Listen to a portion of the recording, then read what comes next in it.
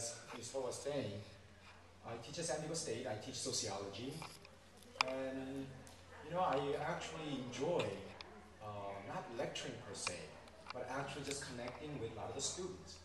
And I don't know, I found a little niche there, and I feel as though that maybe I could understand some of the viewpoints of the students. So today's not going to be one of these things where we talk about how to become like a successful student. I think you get that all the time already. And obviously, you're probably already successful already because look at this. Today's a holiday and you're all here, right? So I think you are probably an amazing group of students and with amazing parents.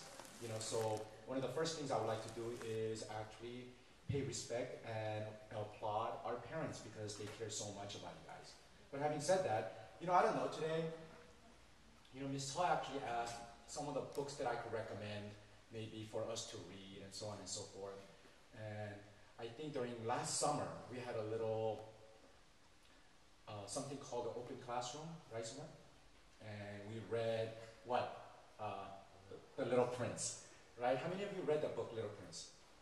Okay, hopefully you will read that book again, but not as a children's book, but as a book that actually speaks really to some of the desires, some of the imagination, some of the creativity, some of the really, really innocent kind of imagination that you might have. So I recommended another book. This is a book that was recommended to me when I was a kid, probably in high school by my older sister. When I was in high school, that was like in 1981 or 82. So that was before you were all born, right? Okay. The book is still there though. The book is still around. So the book is called The Jonathan Livingston Seagull. I think a lot of the Koreans actually love this book, right? When I first actually started reading this book, actually I'm just going to talk to you without the microphone. Can you hear me all? It's okay? You can all hear me? Okay, great. So when I first started reading this book, I thought it was really good because when I first picked up that book, there weren't too many words. There was a lot of pictures. Not that this is fantastic, right? I mean, we don't want a book with all too many words. It was about a seagull, right? It was about a seagull, and I thought a lot of photographs of the seagull flying around. So I started reading the book, and I thought I couldn't believe it. I cannot believe that somebody would actually write an entire book about seagulls. And yet, I was so enthralled, I couldn't let the book go. I mean, at night I was staring at it, reading and so on. And the funny thing is, the story, of course, in the very beginning of that book, if you guys ever get to read it, I hope you'll enjoy it, is about a seagull, a bird, right? Among all other flocks of birds, but this bird called Jonathan was really not interested in a lot of the things that other birds wanted to do. Other birds wanted to actually, every day they were worried about what kind of food was I going to eat? How was I going to go catch some food? And so on and so on. What Jonathan was interested in was, do you remember if anybody read? No? How to what? How to fly, right? How to fly differently. How to fly, like how to dive, how to fly backwards, how to fly sideways. Jonathan didn't care about the food that he was going to eat. And I'm thinking, this is interesting. But you know what I realized? I realized it was actually a symbolism of maybe what we need to do as students. In some ways. Of course, students, we need to get good grades. Nobody questions that, right? So we could be successful. But beyond that, I think what Jonathan was teaching us is that, there's so much more to, not I want to say life, but there is so much more to who you are. There's so much more than what you study. There's so much more than just getting all straight A's.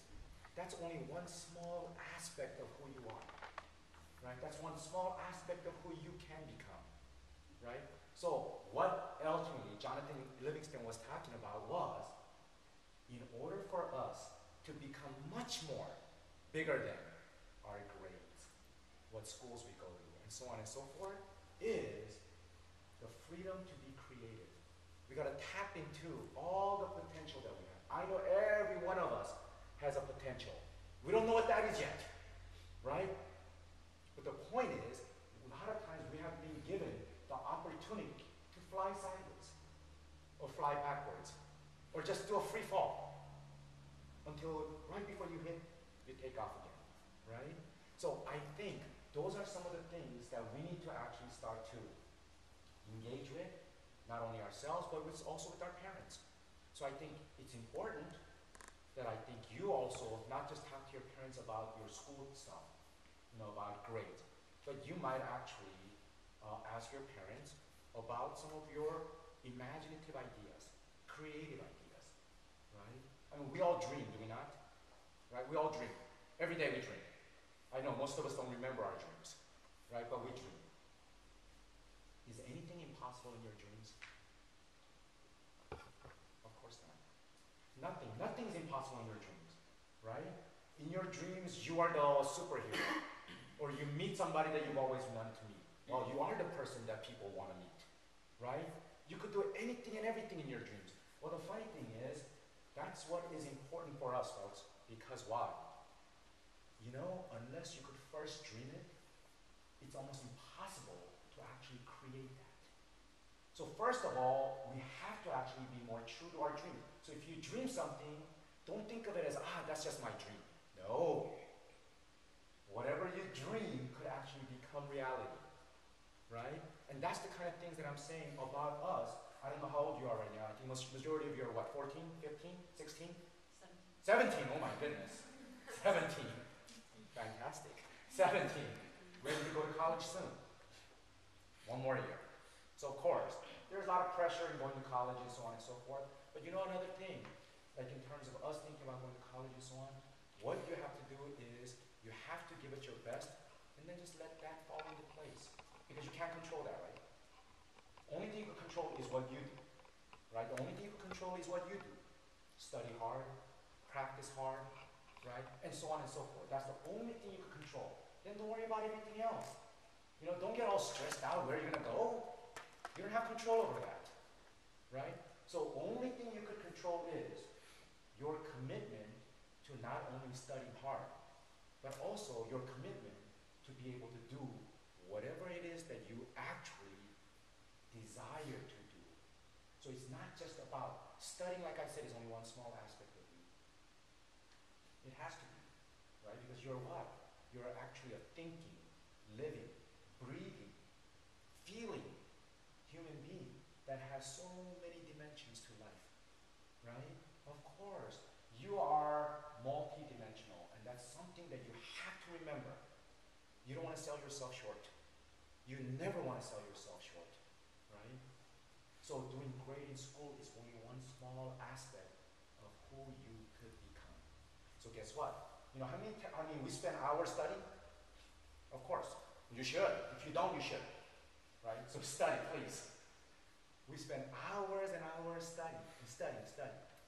But we also have to practice other part of our lives too, right? So we have to practice certain things like, what is it that I really want in life? What is it that I desire? What is it that I fantasize about? What is it that I imagine? Am I creative? Creative does not necessarily mean that you draw well, right? That's only one small aspect too. It could be the way you talk, the way you imagine, the way you think, right? So I think these are the kind of things. Today we have parents here too, so which is fantastic. I think, maybe you should make a commitment between you and your parents. They actually, of course, have every right to ask you to study hard, of course. But I think it's your duty also to engage with your parents too, right? So that you could actually learn more about your parents. I don't know, for me growing up, I didn't know a lot about my parents until later on in my life, right? So for me, when I was growing up in high school, going through high school and so on, I really never connected with my father or my mother. I just saw them as authority figures, right? Who said, you need to do this, you need to do that, you need to do this, right?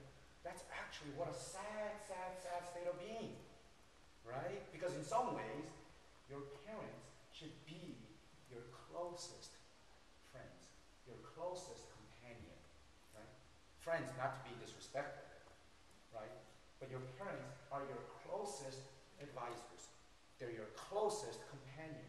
They're the ones who are going to be walking with you all the way through. So when you're walking together, sometimes you want to hold hands, right? You don't want to be so far away from your mom or your father and be walking alone, feeling that they're always looking at the way you walk. No, absolutely. So sometimes you need to tell your parents, you know, when we are actually walking along, having a companionship, then they also need to actually open up a little bit. Right? They want to know everything about your life, no? They do or no? Of course they do. As they should. They want to know every single detail of your life. Well, turn it back. You should know something about them too. Right? You should actually want to know about your parents, what their desires are, what their fantasies are. Really, right?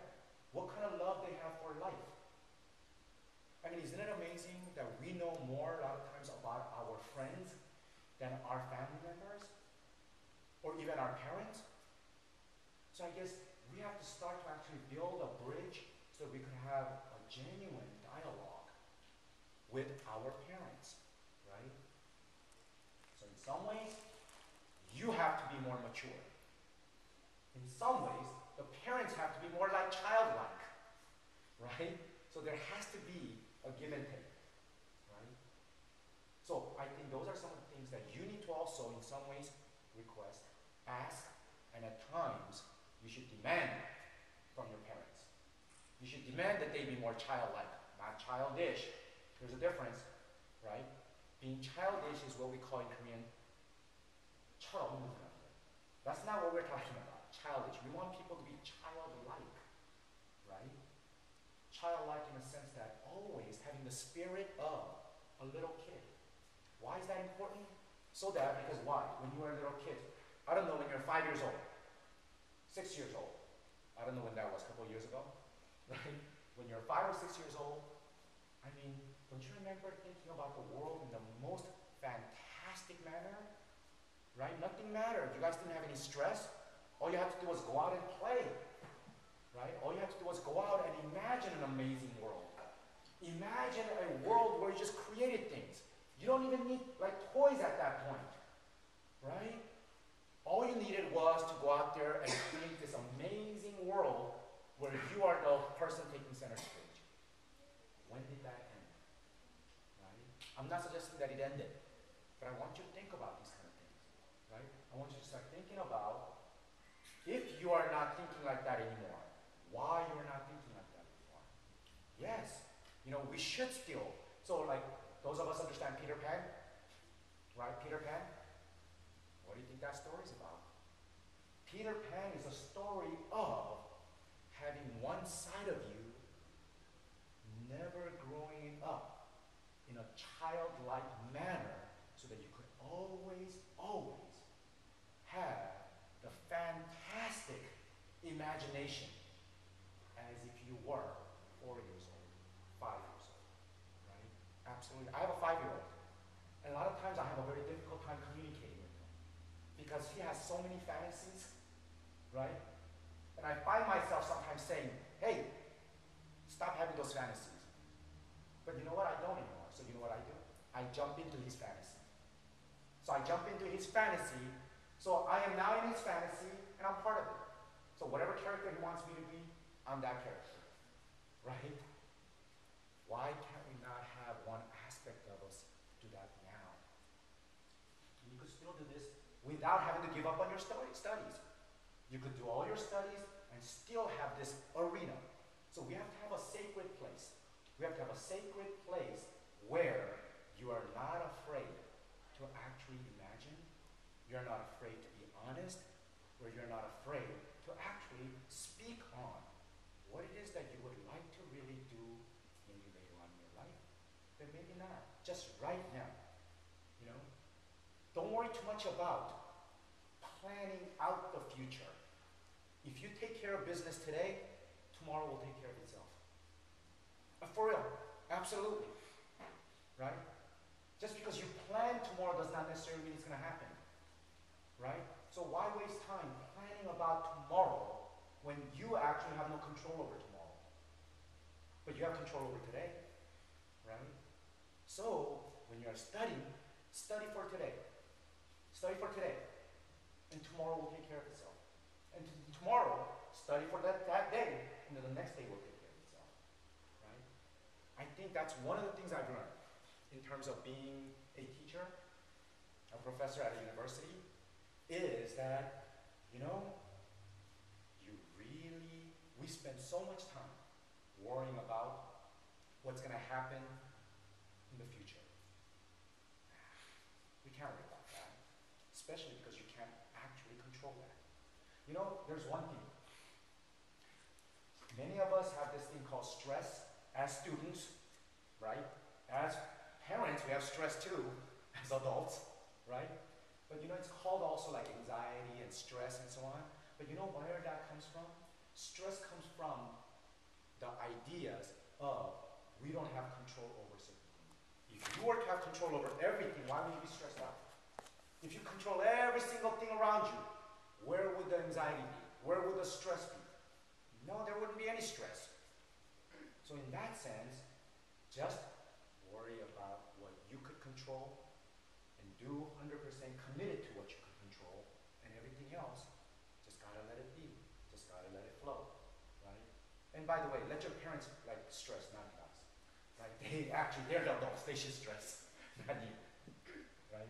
But I think, you know, like today, I just think that it's important to actually just engage, start the dialogue of opening up so that you can actually begin to actually truly learn from your parents, so that you could actually have dialogue from your parents. You know, when I talk to students, high school students and so on, I think by and large, not only Koreans or Korean Americans, but just about everybody in general, because I do a lot of speaking engagements to high school students. So I sometimes do speaking engagements to a lot of the Mexican American high school students who are about to go to college, right? Filipino student organizations. I do a lot of speaking engagements to a lot of this kind of students. And when it really comes down to it, majority of the students, they have one kind of thing that they say, I wish if I could do this over again. And that was, by and large, not every one of them, but by and large, if I could do this thing over again, and that was not about studying, that was not about this or that, it really was about, I wish I was able to have better communication with my parents. That's the number one thing that they say. Number one thing. I wish I had better communication with my parents. So I tell them, okay, so do it. It's not too late. The idea is absolutely, we just gotta do it. We just gotta do it. You know? So for me, high school, college years, I wasn't able to connect with my father or my mother. But as soon as college was over, I did. I actually did speak with my mom and my dad. And I did say, hey, you know, mom, dad, I really want to get to know you. I really want to know who you are. I want to know what your history is. I want to know your background, right? What did you think when you were my age? You know? What did you want to become when you were my age? Now, how do you look at the world today? How do you actually look at the world yesterday? You know, these kinds of things. Because I think in that sense, we need to actually, like I said, be much more than just being what we call traditional students, right? So let me actually ask you before I go on any further, you know, let's just actually get all the names again so that we all know who we are. Sunny. Sunny, from which school? Rancho Bernardo High School. Rancho Bernardo, what year, what grade? Right now I'm a sophomore. Sophomore. You could actually turn around. Yep, there you go.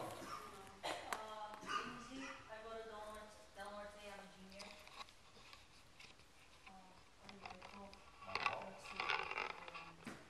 You're in 7th grade. Okay. Freshman. Okay, Del Norte, give it up. Hi. I'm Melody. Melody. I go to Torrey Pines High. Torrey Pines High. I'm a 9th grade. Just started freshman. Okay. Minji, I'm a sophomore at Torrey Pines. Okay. Same school. Okay. Give it up for Torrey Pines. I'm Jenny. I go to Eastlake High School and I'm a sophomore. Okay, perfect. Eastlake, right across the golf course. Yeah. Perfect. Yes. I'm Ken. I'm from Commonwealth Valley Middle School. Okay. Middle school, so what grade are you? 7th, 8th? 8th grade? I'm Ocean, and I'm a freshman at Scotiabank High School. Okay. My name is Andrea. I'm a sophomore at Canyon Crest Academy. Okay, Crest, okay. My Correct. name is June. I'm a sophomore at Sarah High School. Okay. My name is Timmy, and I'm a sophomore at Sarah Pines. Very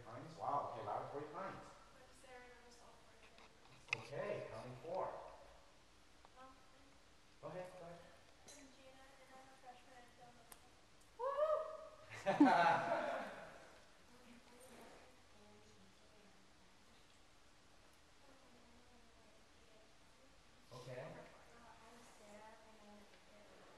Okay. I'm David. I'm ninth grade at Canyon Crest. Canyon Crest. 저희 부모님들도 소개할까요? 그럼요. Yeah. My name is Houston Park and I'm Ocean's mom. Okay. Hi, my name is Sunshine. I'm Sun's mom. Okay. 예. 안녕하세요. 저는 한혜영이고요. 예. 저기 제니 엄마입니다. 예. My name is Mia Kim and Linji's mom. I'm Leslie and I'm the triplets mom, Rebecca, Sarah, and Anna. Okay. I'm Eunice Lee. I'm Ken's mom. Fire. My mom. That's fantastic. 서욱장님. 저는 서정원이고요. I have twins, but they're in middle school, so they're not here. Okay. Hi, I'm Gian. I'm Andrea's mom. Perfect. Hello. Well, 이렇게 well, thank you parents for actually coming on a holiday and bringing your children. You know, can I just ask a question then? What was one of the reasons that you came, other than your parents told you to go? That was the major reason. Yes. Okay, but now that you're here, any question? Any question about anything? That's okay. Doesn't mean I can answer it, but you can ask. Any question about anything that you've ever thought about, or you've never had any questions about anything? No? No? Because this is an interesting thing for me. This is what I was saying in terms of being childlike. Isn't it amazing? You know that if I have a bunch of 5-year-olds here, I would be bombarded with questions from anything to anything. They would ask, why is the sky blue? Right? All the way to, why am I not taller than you? Right? No, really. Right? And they will ask the most amazing kinds of questions. And I think questions are very important because, you know, we also have to practice at asking questions. And so, this is one of the things that I want to talk about just a little bit, and then I want you to start thinking about whatever it is that you want to ask. All of us kind of stopped asking questions, you know when? When we started to go to school. This is the funniest thing. A school that is supposed to actually teach us to be more inquisitive, right? The idea is if you go to school, rather than learn in school, if you learn one thing, you should have 10 questions. If you learn 10 things, you should have 100 questions. If you learn 100 things, you should have 1,000 questions. That's the way education is supposed to work, right? Because without questions, how can you actually give answers? So we have to ask, in some ways, good questions in order to get good answers. But if you never ask any questions, how will you ever get any answers? So, for me as a teacher, it's interesting that students who used to be full of questions before we went to school, when we were 5, when we were 6, we had so many questions. You start to go to school, and all of a sudden, you just climb up. By the time you reach 4th grade, students have just about all stopped asking questions. By the time you reach 7th grade, students don't talk at all. By the time you reach high school, they will never talk, even with your parents. Why? But you know, isn't it funny? The reason why I asked where you're from is, some of you are from Torrey Pines, some of you are from East Lake, some of you are from Del Norte, right? Isn't it amazing? You come from so many different backgrounds and different regions, and yet all of you have been educated exactly the same way. Not to ask any questions. To me, that's one of the saddest things as an educator. That is one of the saddest things as an educator, right? And I could do the same thing. You know, when I'm teaching university students and so on, it's exactly the same thing. Just right now, an hour ago, I was at San Diego State, and my class has 500 students. It's like a big lecture hall. In some ways, it's the same thing. I ask them, right? Where are you from? Where are you from? Some people come from Colorado, some people come from New York, New Jersey, Michigan, everywhere. And yet, they are exactly the same in not asking questions. So then the idea is, what have we done in our educational system, right? Why have we made it so that you stop asking questions? Isn't it amazing? What's your relationship to your teachers? I want you to start to think about what your relationship to your teachers are. Do you see your teacher as somebody that you could carry on a dialogue? Or do you see your teachers more as an authority figure that you have to listen to? Probably the latter, right? No? More like a dialogue? Fantastic! That's fantastic! I think that's the way you should actually look at it. But for many people, teachers, we actually look at teachers as somebody who tells you what knowledge is, and we all write down, right? So when you talk to your teacher, does your teacher take notes? No. When your teacher talks to you, do you take notes? Sometimes. You should take it all. No, I'm kidding. I'm kidding. But really, isn't it amazing that we look at teachers as people that have so much knowledge and you're supposed to write down everything that they say? Absolutely not. Yes, I'm sure teachers know things, and teachers are very intelligent, smart human beings. But that does not necessarily mean that you don't have something to offer. Of course. Of course. How can I say something about you when I have not experienced your life? So this is where you could actually come in and participate and ask whatever you want. And that's the idea of teaching and learning, right? You should be able to ask any question anytime. You should be like a 5-year-old. It doesn't matter. You're in a math class, you should be able to ask about the stars, right? You should be able to ask about the ocean. You should be able to ask about the trees. You should be able to ask about anything in life. Absolutely. Right? Because that's the goal of the teacher. Teacher is supposed to at least be able to not know everything, but they should be able to engage with you in every single question you have. So if you ask something that I don't know, that's okay. But maybe we could figure it out together. I'm not ashamed to say I don't know the answer, but let's you and me actually figure this out. In a sense, why are you asking that question? Oh, okay, I see. Right? So that's the thing. How many of you actually actively ask questions in your classes? 1, 2, 3. Someone? Good. Those of you who don't, you should. Absolutely. Because you know it's really exciting to have questions. It is. If you think about it, it's more exciting to have questions than answers. Let me tell you that much. Yeah? Answers are no fun. Yeah. Answers. If you have answers, how boring is that? It's like, it's just there. Right? 2 + 2 =. How boring was that? But what would be exciting is, why does 2 + 2 = 4? Think about that. Does anyone know why 2 + 2 = 4? Or why 1 + 1 = 2? I know. Like, I have a finger, it says 1 + 1 = 2. Absolutely. But isn't it amazing? In mathematics, we talk about like absolute numbers. 1 = what? Thank you. Ooh, see? That was another boring answer. 1 = 1. Great. If 1 actually really equals 1, absolute value of 1 = 1, right? That's it. In real life like us, right? If we really take it mathematically, then we should be able to understand 1 + 1, or 1 always equals 1. So in a sense, I should be able to take this chair. How many chairs is this? 1 chair. Perfect. So it has an absolute value of? You sure? Perfect. Beautiful, you little piano. Absolute value of? Perfect. So you know what? I should be able to trade this chair with this piano. This has an absolute value of 1.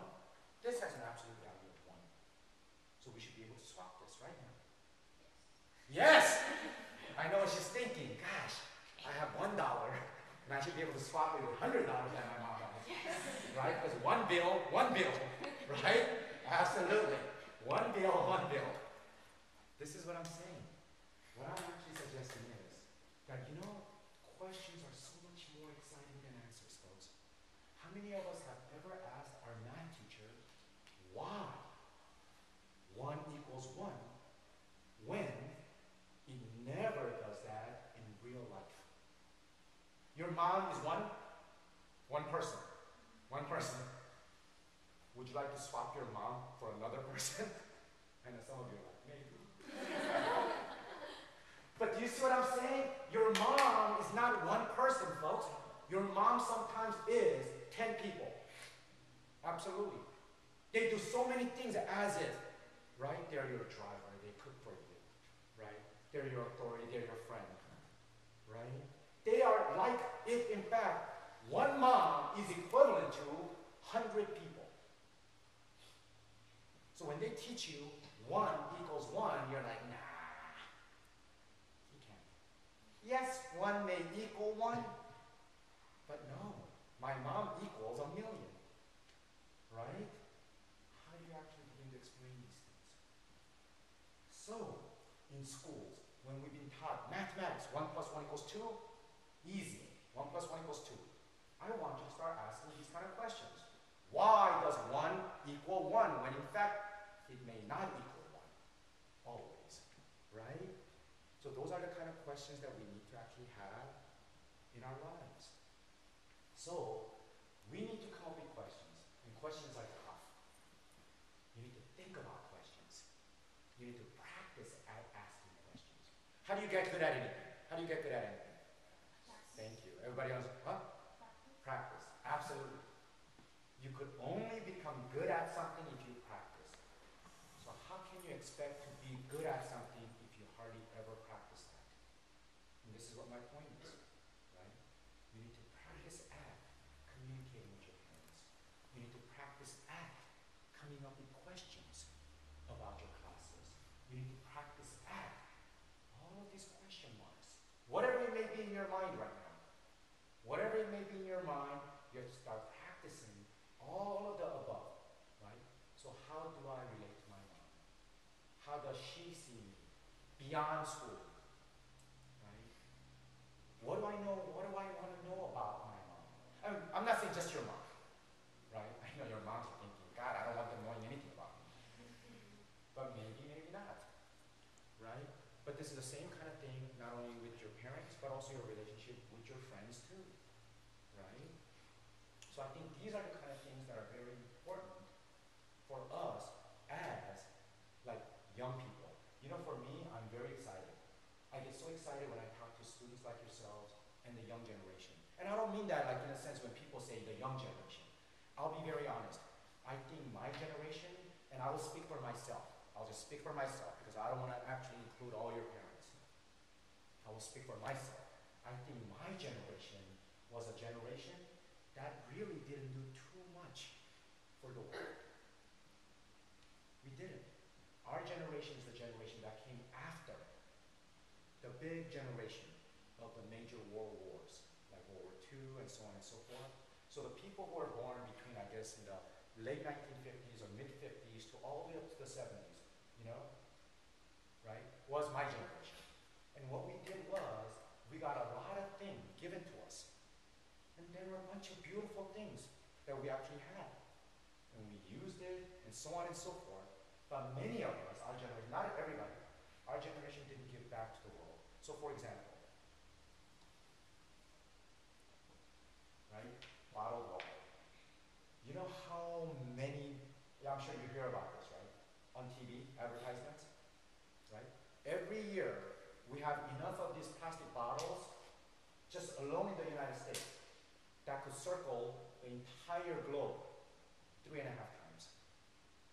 That's how much we developed this.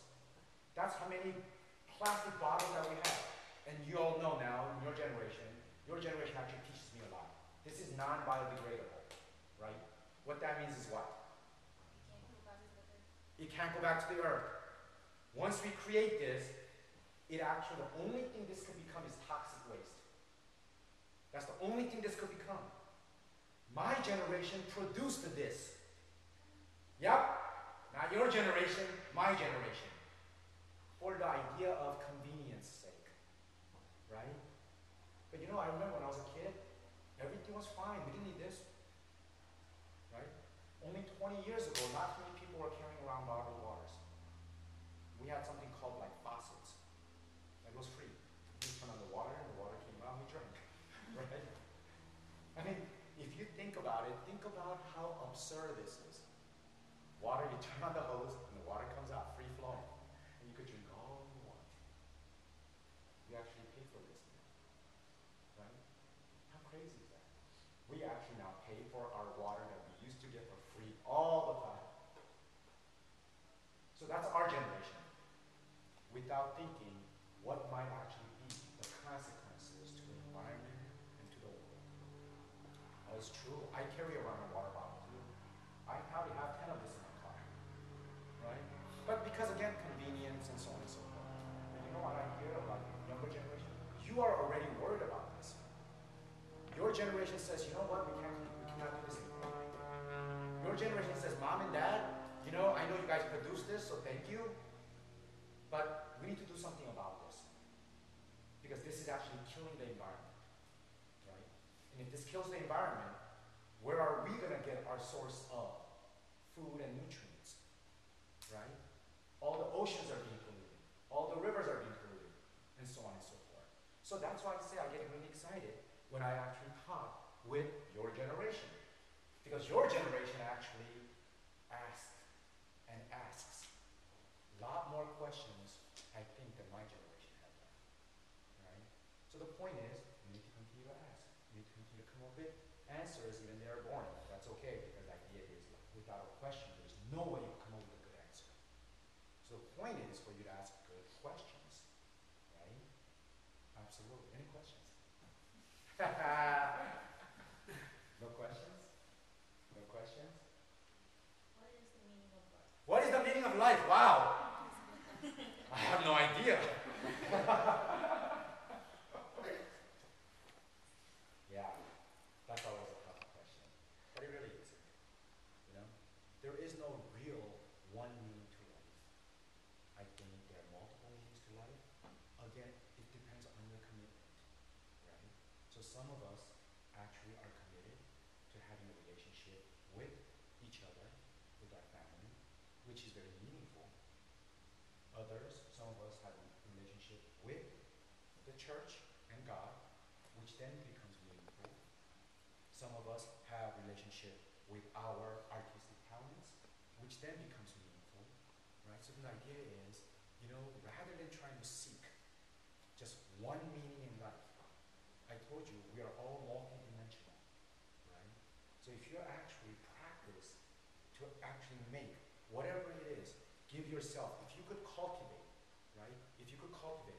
I see all of us as like if we planted a seed. You know, even if you plant an apple seed, it's not gonna grow by itself, right? What do you have to do? You actually have to work at it. You have to water it. You have to give it nutrient. You have to protect it. You have to do all of these things, right? If you plant an apple seed, for it to grow up to be an amazing apple tree that may bear fruit, right? So in that sense, what we need to do is we also need to cultivate ourselves. We need to cultivate ourselves in multiple ways, right? Studying is one of them, right? But I think we need to cultivate ourselves in multiple different things, right? In our artistic talents, those things that maybe you're not good at is what you need to also cultivate. It's easy to do things that we're good at, right? But I think we should actually engage also in things that we're not good at, so that we could actually expand who we are as human beings, right? So yeah, meaning to life. I'm sure you'll find something, right? Absolutely. And then guess what? The minute you find it, you'll realize you're going to be in a search for another meaning in life. Yep. Anybody else? Hi. Did you like talk to your parents, right? So I'm sorry? you talked to your parents already, right? A little bit. Yes. Yes. I was just wondering, did you tell them about the seagull thing? No, I didn't. Should I? Yes, maybe, you know what, maybe we should do a reading together. Maybe we could read the Seagull book together. It would be great if actually our parents and our students, we could read Jonathan Livingston Seagull. It's a very small book, short book, a fun book. It's not hard, right? So maybe that might be a suggestion. That way we could read it together so you actually have something in common that you could actually talk about, right? I think that would be a fantastic idea. What a wonderful, can we ask the parents if you are willing to read the Jonathan Livingston Seagull? No? Yes? 한글도 많이 나왔는데요. 네, 그죠? 뭐예요? 그냥 조나단 뭐예요? 갈매기로 나왔을 거예요. 그죠? 갈매기 꿈 맞아요. They've already read it. Right? So absolutely, I think that's great. But it doesn't even have to be that one of those things. If you have an interesting book or something that you want to talk about, you might want to suggest to your parents, can we read this together? It doesn't have to be something that we actually plan on, right? And if they say no, then what are you going to do? Trade your mom with somebody else. Anybody else? But I think that'll be a wonderful idea. Maybe we'll do that. We'll all read it together, and maybe we'll actually have an open discussion about certain things about the book. Because I think there's so much in that book. Right? And it'll be good. It'll take the parents back. I think that's a good idea too. Right? 언제 읽으셨어요? 꽤 됐죠? 그죠? 옛날에 읽으셨죠? Yeah. So it'll be a good thing. Yeah? When you say we're going to do a reading together, does that mean this seminar thing is going to be during the whole week? It could be. It really depends on how they want to set this up. You know, however they set it up, you know, if they ask me to do this, then I'm willing to do this. If they ask me to do that, I'm willing to do that. Right? I mean, for me, I guess for me, the only commitment that I have is to try to engage with our Korean American youth or any other youth as much as I can. You know, because I think just kind of teaching at the university setting, that's my job. Right? To teach is my job. But I would like to educate, and that has nothing to do with my job. So the idea is you could all be educators yourselves. You don't all have to be teachers, but you could always educate people around you. You could always educate your family members. You could educate yourself. So I think education is a phenomenal thing and an important thing for all of us. You're all smart. I know that. You're all intelligent. You'll know so much already. Even at 7th grade, right? You all know so much. So the idea is, why not share it, right? Sharing what you know is the biggest gift that you could have. Yeah? When you share something, that probably is the biggest gift you could actually enjoy, right? And you've heard this before. It feels so much better when you actually share and give than to receive. It is absolutely true. It is absolutely true. Because a lot of times when you receive, it's only for you, right? So the capacity to appreciate this is like, ooh, I received something, so personally I'm happy. But when you share, it goes infinite. You could share with everybody and anybody, right? So the idea is, when you receive a gift, a lot of times, it's only for your personal. When you give and share, you could actually share with the entire world, right? And that's the thing. Every single one of you, I think, has the imagination and the creative capacity to really rock this world.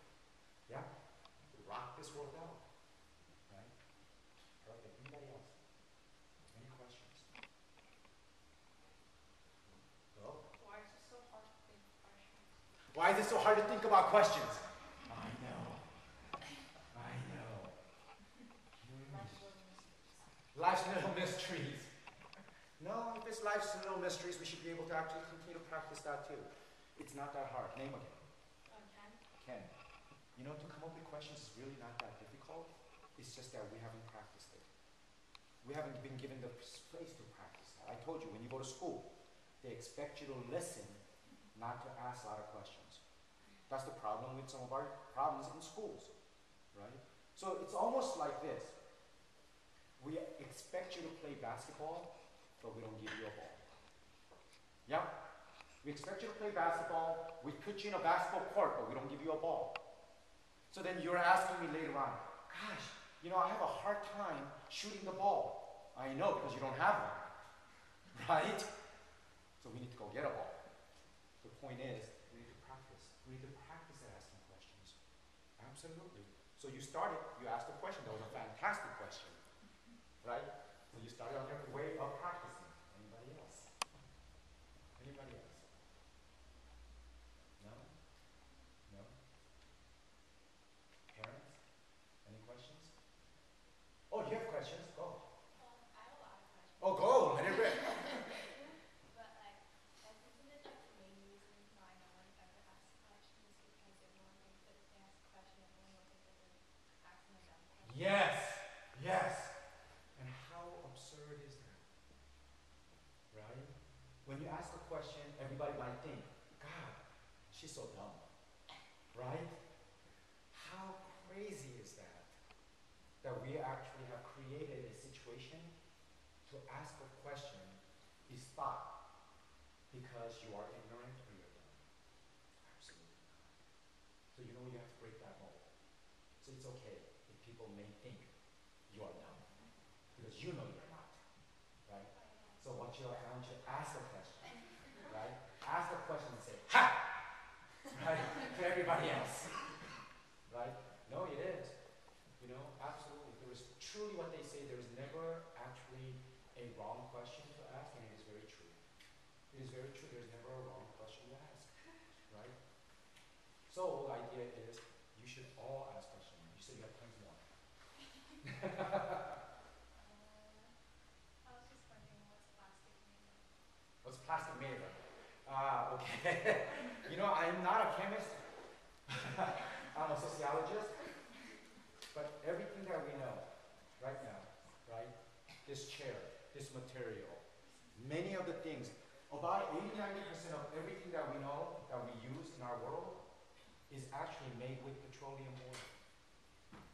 Yep. So this actually has a petroleum base. So that's why the oil prices are so important. Right? That's why, because oil is considered to be the most important thing that produces everything. The shoe is made out of petroleum.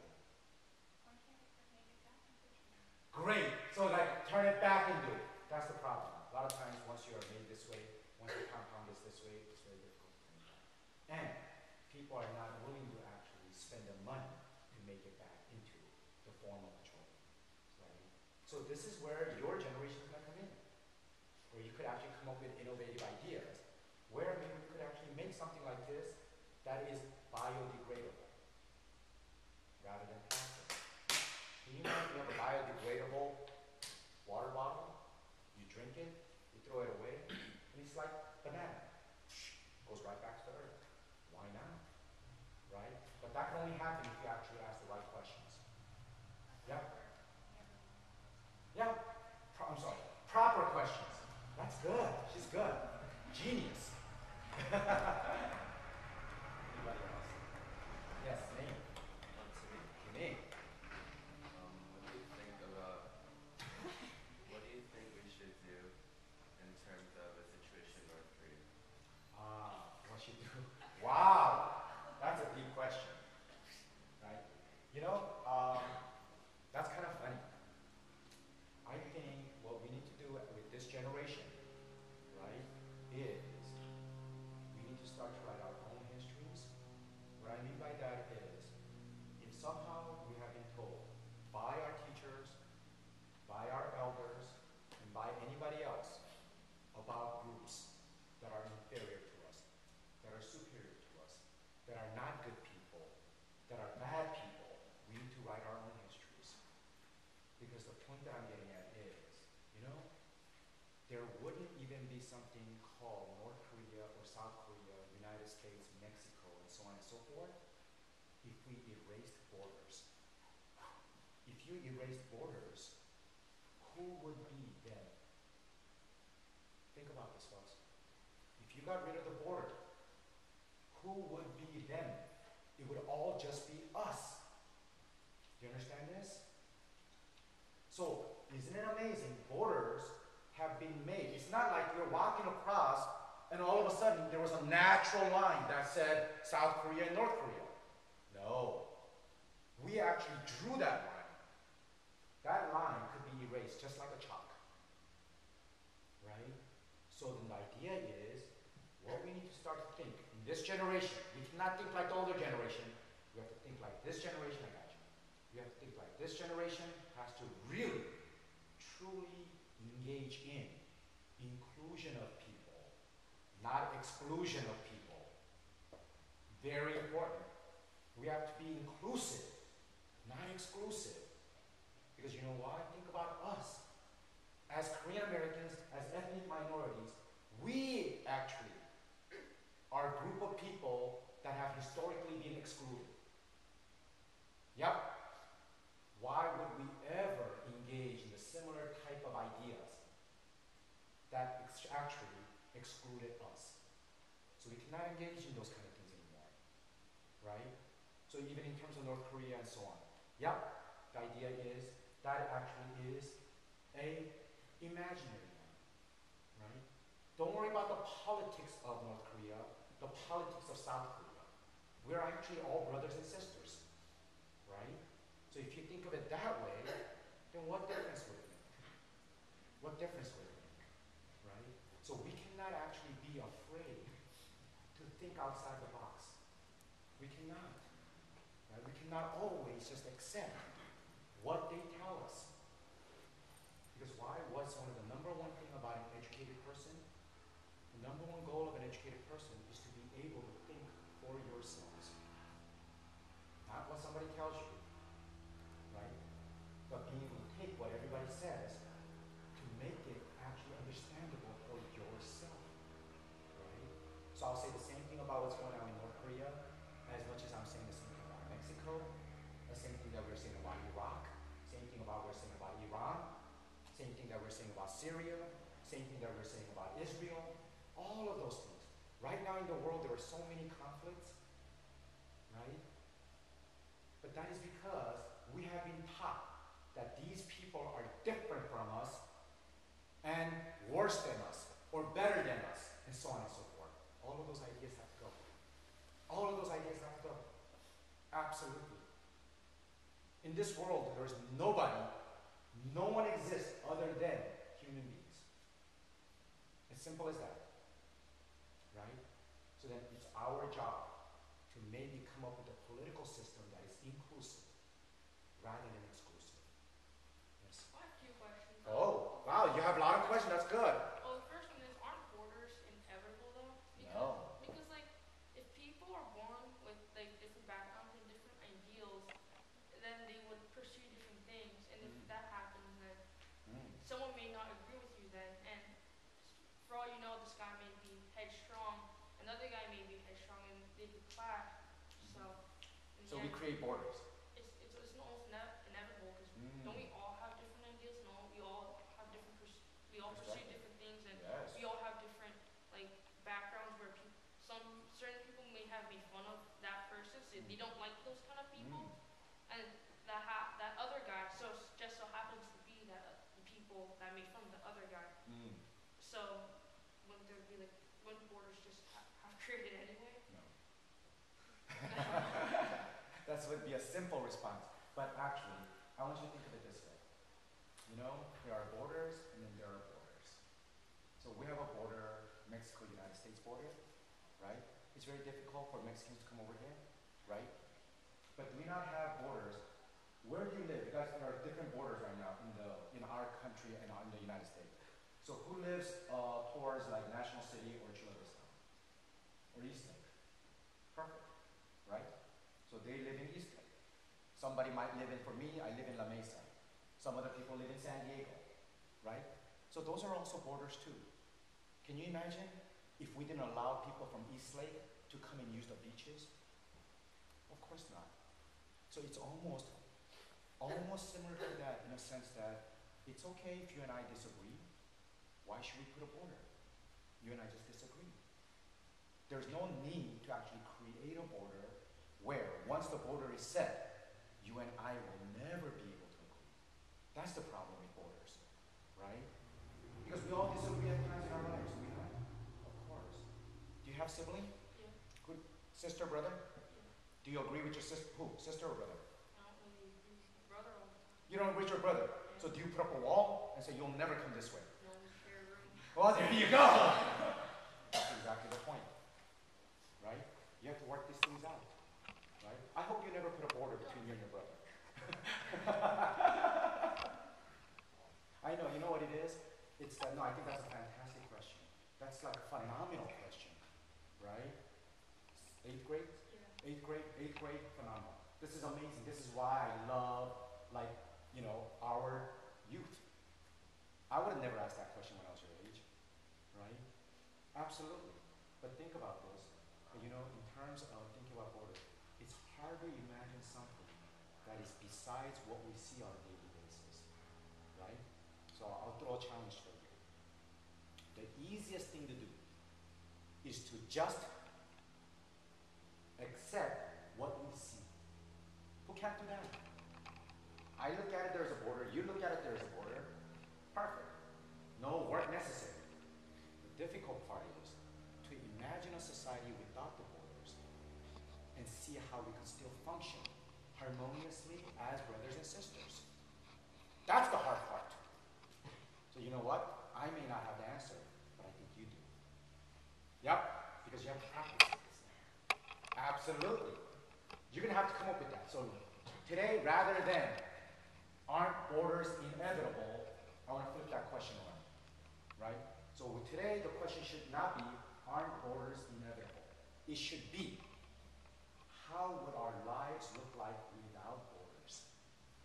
We have to imagine a beautiful world. Yep, and we could do it. I'm sure we could do it. Yep, anybody else? You have another question? And then, is it true that like being cynical is another form of imagination? To a degree. To a degree. So the question is being cynical, right? So I guess a cynic is like somebody who doesn't really, you know, I don't know, appreciate a lot of things or yeah, kind of hates on the world. We don't need to be a cynic. We don't need to be a cynic, you know, because you know why? You could still be imaginative, you could still be creative without being cynical. That's why. Is that true? You understand this? If the only way you could be imaginative was to be cynical, then there's nothing I could say. But I know that you could be imaginative and creative without being a cynic. So let's not waste our time on being cynical. There's no need to hate on the world. Our world is beautiful. Just need to make it more beautiful. Right? Absolutely. Anybody else? Fantastic. Keep going. Isn't it kind of hard to believe the world is beautiful if we have all these Problems. all these problems of Yes. hunger and disease? Perfect. Perfect. Absolutely. What is the beautiful aspect of it? That all of you have an opportunity to actually fix that. That's the beautiful part of it. Again, it's too easy to be a cynic. We have all these problems, what can I do? No. Can you imagine? Right now your heart should be racing. You should be really like excited and somewhat nervous. Because you know why? All of you have an opportunity to fix the world's problems. Absolutely. So you know how you fix that? Some of you will become doctors. So you could heal people. Some of you will become lawyers. So you could be the voice of the people who have no voice. Right? Some of you will become poets. So you could express the love in the world that other people can't express. Some of you will write. So that you could actually articulate certain things that other people are not able to. So this is exactly the exciting part of all of this. Right? So let's say there are multiple problems in the world. You should be so excited to be able to fix that. So in order to do that, you got to practice. Yeah, you got to practice hard. In order to do that, you got to be a good student. So you got to be a good student too. But beyond being a good student, you got to actually start practicing these things. Right? So please, every one of you in this room, please don't be a cynic. And please don't be cynical. You know why? Because that doesn't lead to anything. Why would you ever want to be cynical? Go ahead. No, I'm a little bit of a cynic, but only because when I'm a cynic, I actually want to do something about it. Right. But that may still make me a cynic. Yes. The idea is stop being a cynic. You can still do things.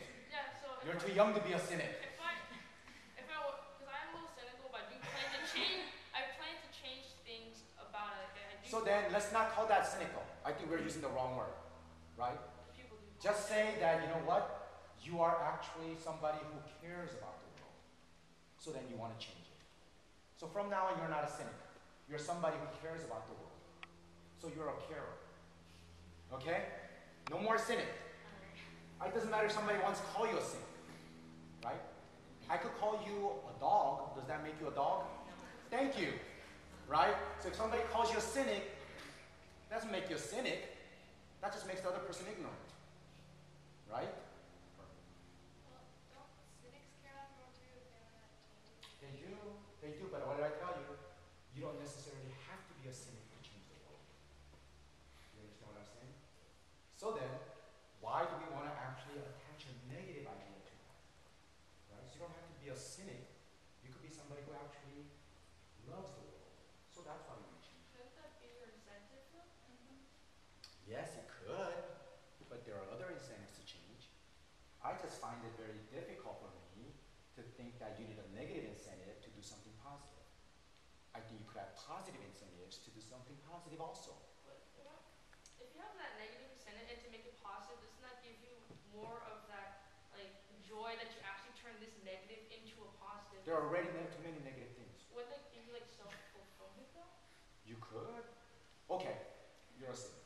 No, I'm kidding. If you want to be a cynic, I guess what can I say? I can't stop you from being a cynic. But my point is, what happens when people are cynical is it ends up being, to a degree, too depressing.